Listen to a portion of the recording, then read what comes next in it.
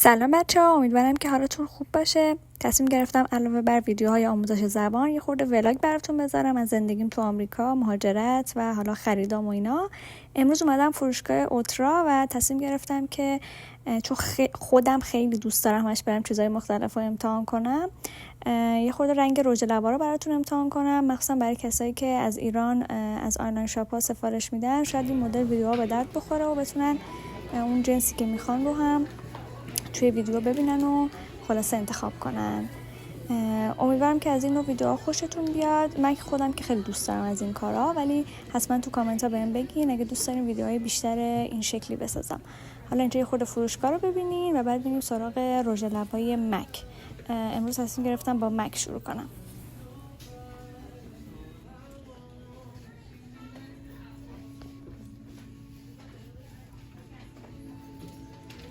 خب امروز تصمیم گرفتم بیام سراغ مک و این رژ لبا رو براتون امتحان کنم با قیمتاش و رنگاش. تا ولاگای بعد میرم سراغ برندهای دیگه و چیزای دیگه. اول بریم سراغ قرمزا، $25 و حالا تست رنگاش.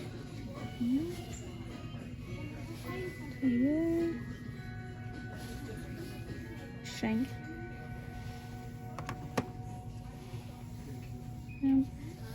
این رد راکه، اینم رنگش، این خیلی خوش رنگه.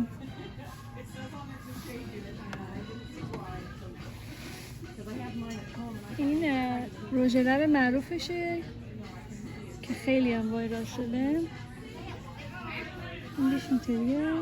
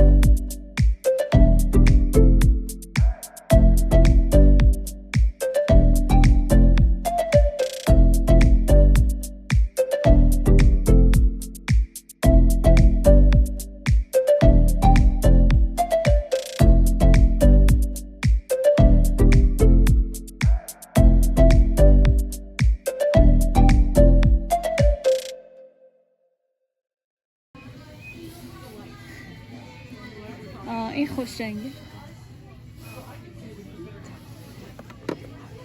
خب بریم سراغ این رنگا که اینا خیلی خوش رنگن. اولیش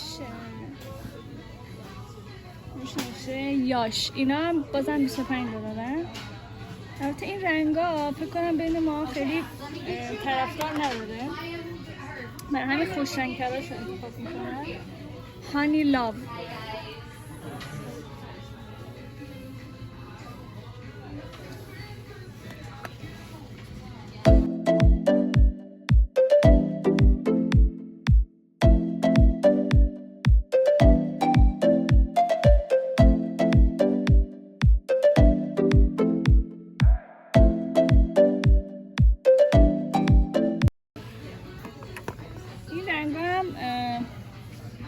اسمشون رو میتونین ببینین. خیلی خوش رنگ نیستن، فکر کنم باب میل ما ایرانی‌ها نباشه. همین شاید اینا رو تست کنیم بهتر. مثلا این به نظرم قشنگه. You wouldn't get it. این خوش رنگه.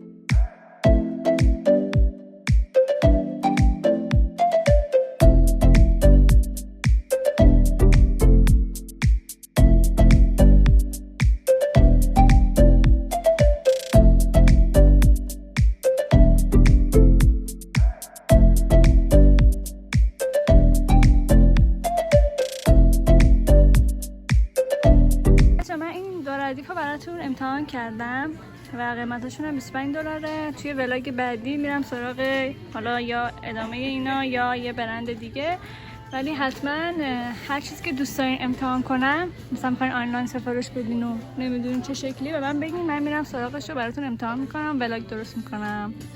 اینجا فروشگاه است.